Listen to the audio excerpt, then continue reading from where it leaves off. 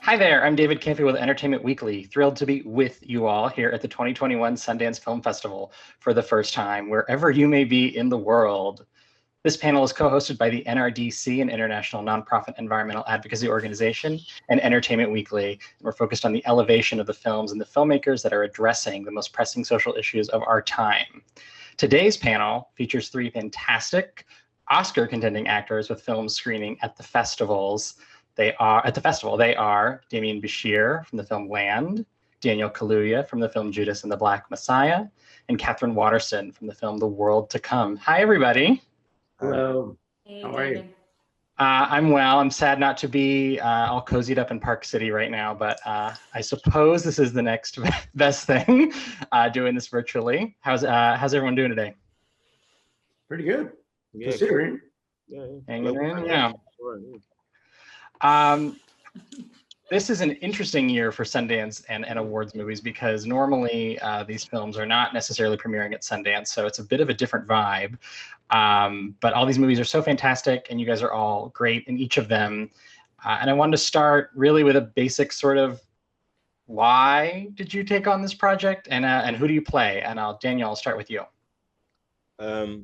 I play Chairman Fred Hampton, Judas and the Black Messiah, and I took this on because it just spoke to me. Like I read the script and I was like, oof, that's my North Star in a lot of decisions. It's just like, how do I feel? Like after I read the script, how do I feel? How does it make me feel? And then just how do we make it work? And I just felt him as a man was just brilliant and wiser than his years. And what the Black Panther, I've always wanted to take a deep dive into the Black Panther Party. And it was an incredible opportunity to have a personal meaning about what they represented, as opposed to what has been told to me or what has been trying to be manipulated or conditioned within my mind and my psyche on who they are. So it was a number, and obviously like Lakeith, Shaka King, Ryan Coogler, Charles King, there's all these, Dominic Fishback, Jesse Plemons, all these incredible people to collaborate with as well.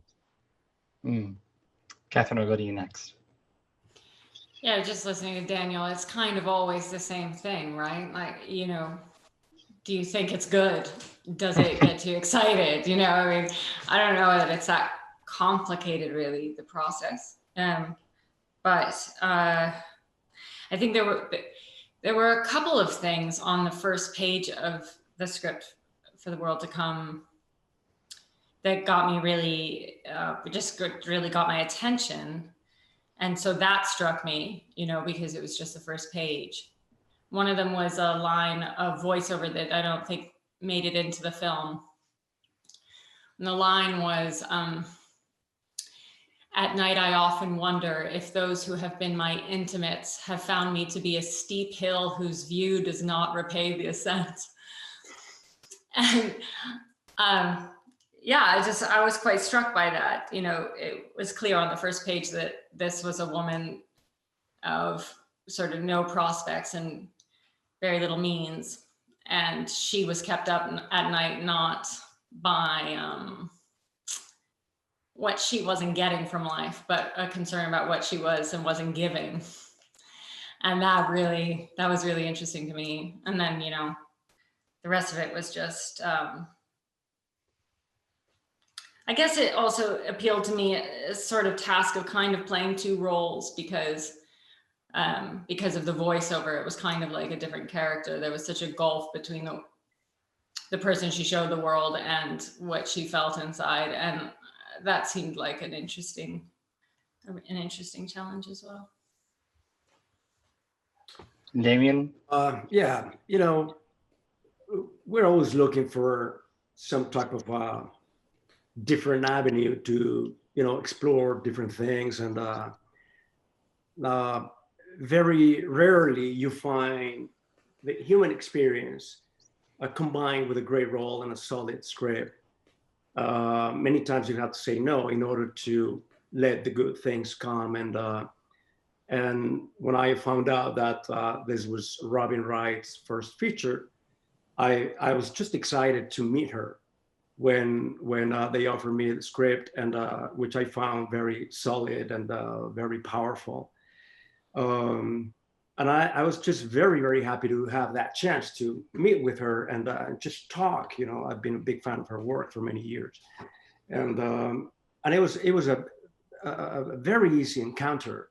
It's always almost as if we had met each other before, and then the character, you know, the character I had a great chance to, I found a fantastic opportunity to explore different things, you know, a character that is so contained, that is so frugal, in not only in words, but in, you know, physically and emotionally, because there's a volcano happening inside of many different emotional things that he's been through. So all that together made the decision very easy. Mm. It's interesting because Catherine was talking about the voiceover in the film, which is so beautiful and layered. And Demián, meanwhile, you have a role of very few words in a lot of ways, and a lot that has to be communicated without dialogue necessarily. Can you talk a little bit about working with Robin to sort of find the journey of that character really in this natural landscape almost? Yeah, you know, one of the things that I love about some of the actors that I admire so much, or the works that I enjoy so much when I see on screen, is the moments when they're quiet, the silent moments when they don't talk and they let their souls do the talking, and how, you know, well and strong the base of the character is, and the fundament of the character is. And I just love that. And you know, I know some actors who count their lines, you know, in order to say yes to a project. How many lines do I have? And here we were, Robin and I, cutting some lines. You know, we were just getting rid of things that we didn't need to say. And most of the things that I was looking for, that I needed to in order to construct this character, were on the page. They were right there, and then the rest, it was a very easy type of work with Robin. Since these two characters spend most of the time together, alone, up in the wild, up in that mountain, it was very easy to just stick together and rely on each other. And it's very interesting how the characters depend on each other, and how they pretty much heal each other, and they cover each other's back. And that's precisely what happened when we were shooting the film between Robin and I. Mm. Well, Catherine, you certainly didn't have to count your lines. I think it's safe to say there's lots of voiceover in this film. I'm curious, though, what that balance was like for you between the journey that we're hearing through these diaries and what we see on film, and this experience that she goes through. I'm sorry, I don't think I quite understand what the question was. Sort of the balance between in terms of figuring out the character, the balance of the voiceover and the scenes themselves. Yeah, I mean, I just really relied on Mona for that, you know, to make sure. I was quite paranoid that I would make this beautiful voiceover unnecessary by overdoing it in the scenes. And I was just worried about that, because the voiceover, it seemed to me, in the script was really embedded in the script, really thoughtfully and carefully kind of interwoven. So yeah, my paranoia was really about hamming it up and then kind of making the voiceover sort of repetitive and unnecessary, rather than kind of essential to really understanding this person who is so, well, as she describes herself as a pot-bound root all turned in on herself, you know, so, you know, yeah, I really relied on Mona to make sure that, that I wasn't, in a sense, yeah, just revealing too much, which I found actually quite challenging, just because when you're working with really good actors, it's so much fun, the exchange with the other, you know, what they throw at you, how they surprise you. And yeah, I just find it really exciting. And so it's difficult sometimes to kind of remain kind of contained and not kind of, I don't know, I think yeah, there's some kind of weird, I don't know, desire to sort of reward the other actor if they give you something really interesting and something really emotive, and that wouldn't have been right. But yeah, like I say, that was really, that was all on Mona, because I couldn't, there was no playback and I couldn't watch what I was doing or anything. I really counted on her to keep an eye on me. Daniel, I'd love to ask you about the responsibility of playing a figure like Fred Hampton and telling that story with the authenticity, but also the sort of historical weight of what happened to him and the tragedy around that. Did you feel pressure, and how did you find your way into that? It was, when the project came to me, I thought there was going to be pressure, but then when I was on set, I realized it was a different kind of pressure than I imagined going into it, because his son was on set every day, and his lady would come once in a while, and his son never met his dad because he was assassinated, murdered 2 weeks before he was born. And so just having that every day just was a reminder of what we're doing. You know, it's more than just like, it's about, there's a legacy, there's a family story, there's a community of people who have actively been erased by the people that are supposed to support them. And you just, it keeps you just focused and zeroed in on what's the truth, you know, what's the truth, what are we saying here? How are we serving here? You know what I'm saying? How are we giving ourselves and giving our energy? How are we thinking about this? How are we feeling about this? You know, and just always searching for the truth. But yeah, I felt that responsibility. I thought it would be a cultural responsibility, but when I was on set, it was more of an emotional responsibility. Katherine had mentioned the importance of working with her director and finding the character. What for you was the collaboration with Shaka like in terms of getting that, as you say? It was incredible working with Shaka, because I remember there was a year before we started the shoot. I was doing press or something, and then he was like, I want to spend 4 or 5 days with you.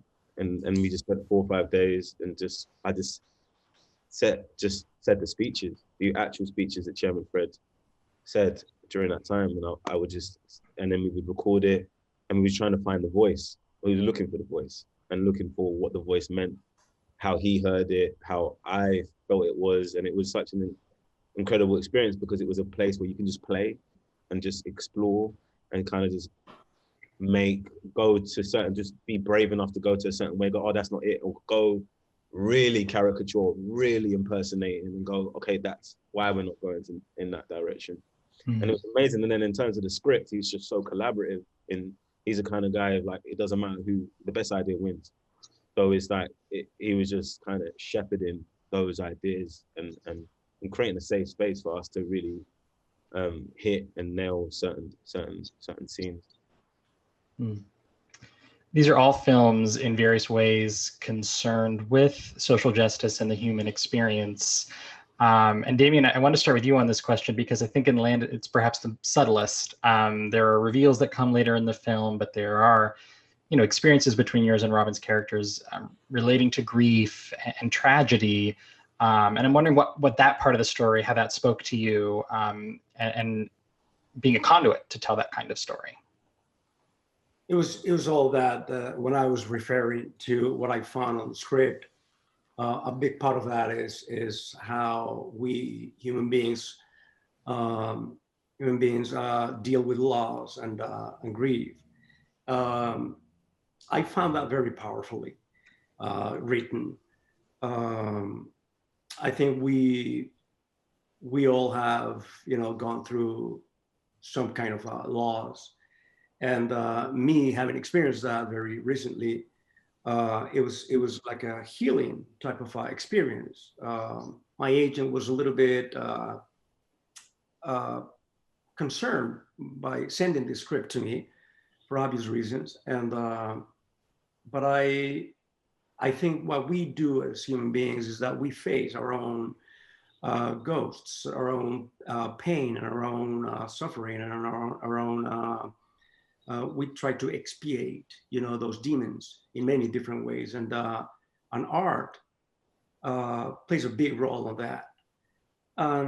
But also the fact that these two characters are so entirely different between each other.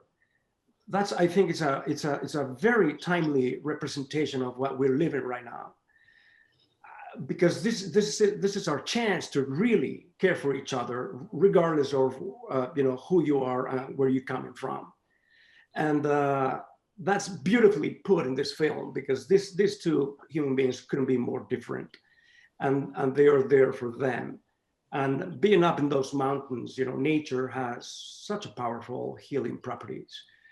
I think it takes us back, millions of years, well, thousands of years, to what we are, where we're coming from. Every time we are in front of nature in such a savage way, many things change in your heart, and you are healed. So I was lucky to find this project in this time of my life. It's really beautifully put. Katherine, what about for you in the world to come, and the way it resonates today? Obviously, this is a different kind of love story, particularly for the time period. In terms of the social aspect of the film, what about it appealed to you?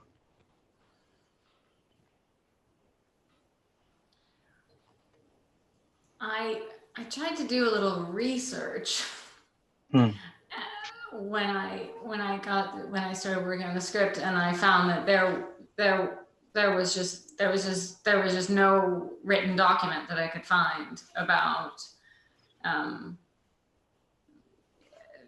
a gay couple from this period, from this there were sort of like a few upper class English women who kept diaries a little bit later, like Anne Lister, who was educated and led a life, quite a lot of leisure. So I didn't really, I suppose I slightly took for granted how much this was an imagined history, not an improbable one, but one that we don't have documents to study to try to understand better. And just like any untold story, well, I mean, I suppose there are untold stories that aren't worth telling, but this one didn't strike me as one that wasn't worth telling. It was quite interesting to imagine two people falling in love in this environment that was sort of outside of societal pressures to a certain degree, where they were, in a way, if only briefly, free to love freely. I thought that was quite interesting. I guess as a way to indirectly observe just how much society shapes our lives. You remove it and you see what is possible. And I think there was something, yes, there was something quite,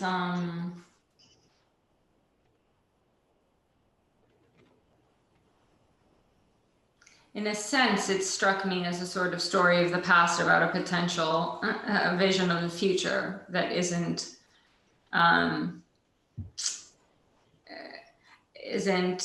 where we aren't so limited, constricted, and judged, which is still very much an issue, So I don't know. It is a subtle film. I don't really think it's like an overtly a film about social justice. It's really just a love story. So it's a little bit of a stretch for me, but I loved the simplicity of the storytelling, I suppose. I think in a way, perhaps with a love story like that, as you say, in that time period, in that world, just the existence of it is a kind of social justice statement. In a way. Yes. Yes. I buy that. I'll take it. Daniel, obviously, in Judas, I think the immediacy of the movie really relates to then and today and how close perhaps they are. What for you did those parallels look like? Not only in telling Fred's story, as you say, as we've talked about, but in telling a story that really resonates with a lot of urgency right now. What's the question? The sort of experience of Judas as a story that does resonate today, and what that was like for you.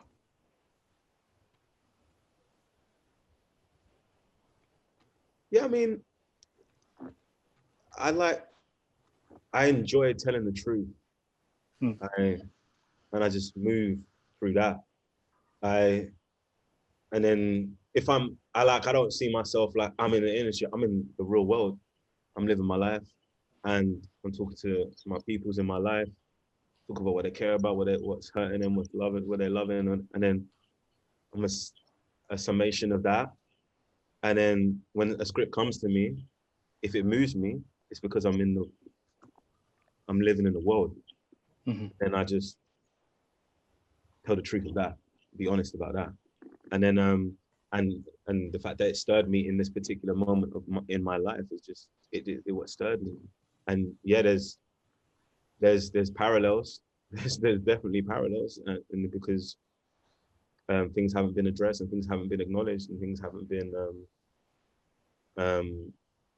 there's a huge amount of lack of accountability when it comes to the history of America and the history of Western society and how it is built off the back of Black bodies.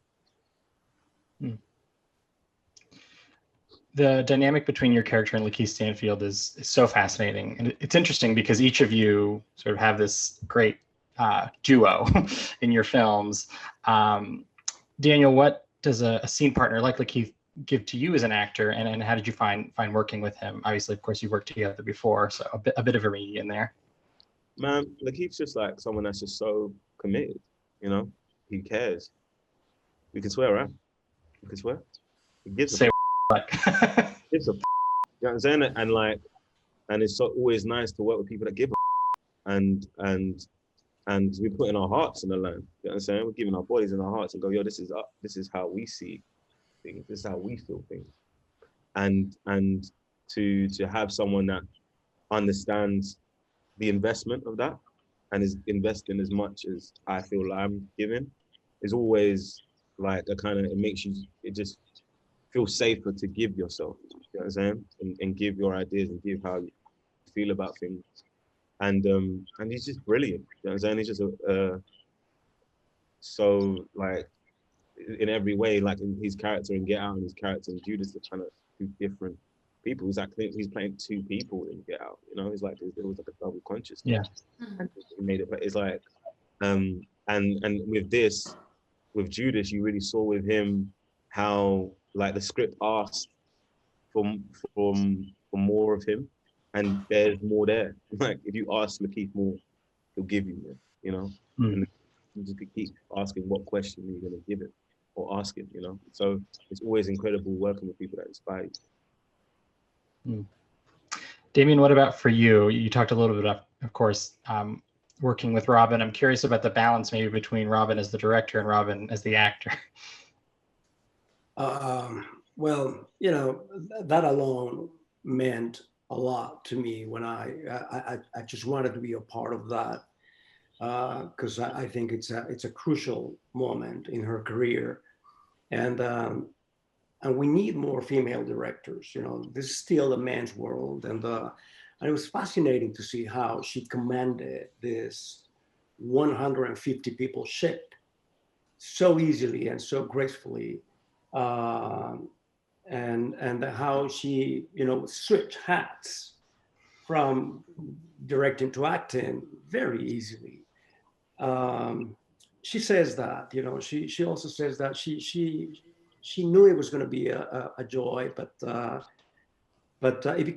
know, it happened very easily, easier than she thought.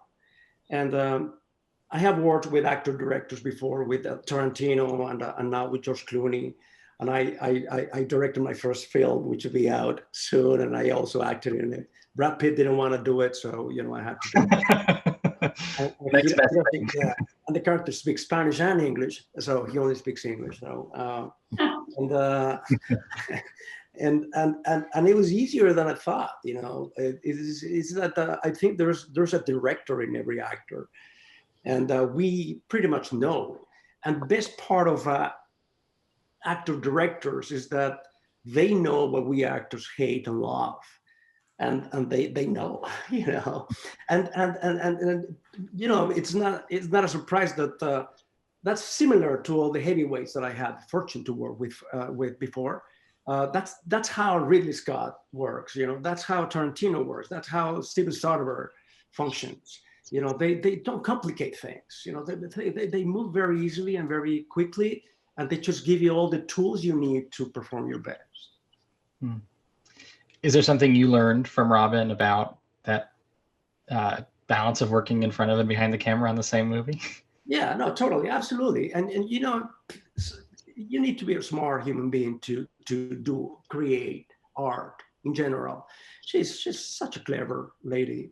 She's so smart and savvy in different ways, you know. And of course, you know, one of the best actors of her generation. And it was great to me, it was like having the best seat on the house, you know, just to watch her there so closely. It was beautiful. It was a fantastic exchange. And she's so generous and so caring and loving. And Catherine, how did you find working with Vanessa Kirby on this film? I don't really like it. She's not great? She's not committed, and she phones it in a lot. Fucking lazy. No, I mean, I'm relating to what the guys are saying, you know, these are the important things. Like, you know, people who care, who don't. I love what Daniel said, you know, like, it makes you feel more comfortable when someone else is going, like, I don't know, this is horrifying. For some reason, the only expression I can think of is balls to the wall, but I don't even really know what that means. But going all out, you know, that it's kind of liberating. I don't know if it's like a nerd paranoia that you don't want to be the only one like really geeking out. But when someone else is really passionate, oh, that's the best. That's the best. And you know, when I got the script, I really hoped she would say yes to it because I think she's quite a brave actress. So she's not afraid of making a big choice. And I think I'm guilty of sometimes being afraid of making a big choice. And I think we slightly trend that way these days. If you look at the films, I don't know, say maybe in the 70s where perhaps people were maybe a little less afraid to be ugly, to be as big as life. And so, yeah, I was, she plays someone who bursts into my life. So she needed to be someone who could burst. And so anyway, when I felt this great sense of relief when she said yes. And it's not just her. Chris Abbott's an old friend of mine from theater days in New York, and I think he's brilliant, though I didn't get to play with him too much. But Casey also is a terrific scene partner, and I don't know. I mean, this is a really it's a really, really fun job when you get to work with people that you think are brilliant, who inspire you all day, and you don't notice the hours passing, and you can kind of delve into these stories and characters together. In the world to come, the scenes were like deceptively complex we kind of had to ultimately start working on them in a way where we kind of broke down, you know, what there was sort of like levels of code and then sort of limitations of language. They didn't have the word to express what they wanted to express here, but then in the next moment, they're trying to express something indirectly and wondering if they're understood. And no, they aren't understood. Okay, no, now they are. It was all kind of, it took some work to sort of sift through it, and we had no time because we had no budget. And so, yeah, to work with people who were willing to sort of stay up all night, rehearse on Sunday morning, and really go for it was a treat, but it was also really necessary because the dialogue was so rich and complex. So yeah, fun. Did the film push you to be a little braver as actor, perhaps? Me? Mm-hmm. You mentioned Vanessa and feeling maybe like you sometimes make slightly safer choices. Did this one push you a little, do you feel? I don't know. I didn't say safer choices, but I think there's a fear of, being too much, right? Or too big. But yeah, you know, it's a funny thing. I had the luxury of having the script for a year, so I kind of, oh wow, that was nice. You know, I mean, I just had time to think about it and prepare and kind of get used to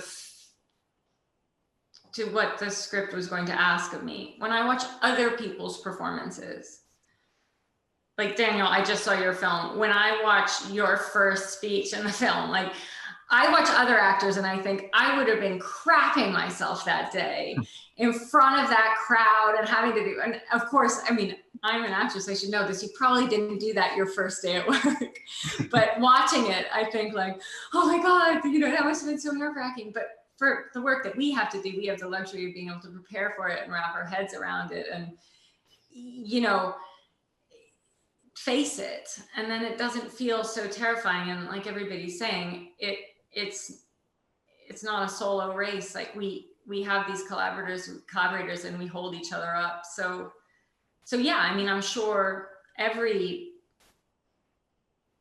like challenging roles. So I don't think any of them haven't, you know, pushed me or stretched me in ways that sometimes feel uncomfortable, but is actually what obviously I want to have happen, you know? So, yeah, I think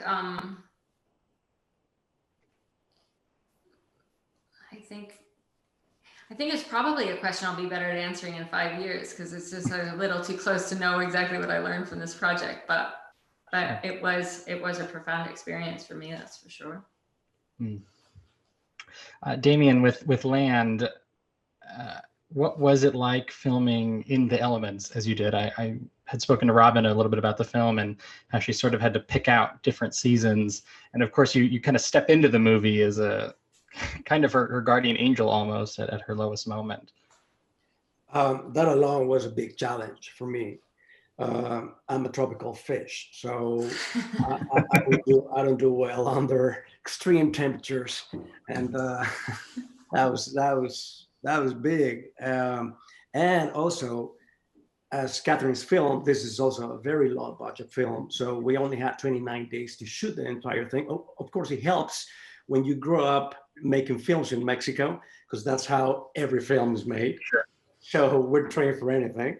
And but you know, sometimes we will have the same 4 seasons that we needed in the film. We will have that the same day. So we had everything and everyone ready for, you know, whenever the snow would come, boom, we will jump into doing those scenes and then going back to summer and then, you know, rain and wind, So the beauty of it and the luxury of it was to have the real thing right there. You know, we built that cabin. That's a real cabin right there that our DP, Bobby, he you know, would spend the night there and then catch some images very early in the morning or at different times of day. And And just going up to that mountain every morning, it would take us 1.5 hours driving. And it was just beautiful, you know, it was so beautiful. This is one of the things that I always thank my actor, you know, I get to become an expert in different things, you know. I now could survive in the wild. I was trained by a real mountain guy. So I know how to fish, I know how to hunt, I know how to, you know, build traps and, you know, all kinds of chop wood. Those logs of wood, you know, you can chop off your leg if you don't do it properly. So all that together made the whole thing very, very challenging. But just standing there, being able to stare at that beauty, it's just overwhelming. You know, it's overwhelming. It heals you fully. Daniel, I'll give the last question to you. This is, of course, a virtual Sundance premiere, unlike those in the past. And of course, a film a few years ago called Get Out also premiered at Sundance. What do you remember of that time? And I imagine this is going to feel a little different as a big premiere. Of the premiere? Yeah. I wasn't invited, bro. You weren't invited? They did me dirty, bro. They didn't invite me, bro. So I remember I was in my bed in Atlanta, and someone was texting me saying it's done really well. I think I woke up, it's like, apparently people like it, but no, they didn't invite me. So it's probably the similar experience. I'm gonna be in my bed, chilling, living my life, and then someone's gonna text me or email me saying, hopefully it's done well. Do you know what I'm saying? But no, I just hope people like all that stuff. That's all smokes and mirrors, man. Does it touch people? Do people feel it? Like, do people that you're trying to speak to, that you're actually speaking to, you want to connect to, do they feel it? The people that pay for cinema, do they feel it? That's what matters to me. Premieres are premieres. Well, I expect it will. What a very full circle moment from at home to at home. Well, Demián Bichir, Daniel Kaluuya, Katherine Waterston, phenomenal films, brilliant performances. Thank you all so much for joining us here today. And thanks everyone for watching. As part of this 2021 Sundance Film Festival, go see some great movies, and particularly these three. Thanks everybody. I'm David Canfield with Entertainment Weekly.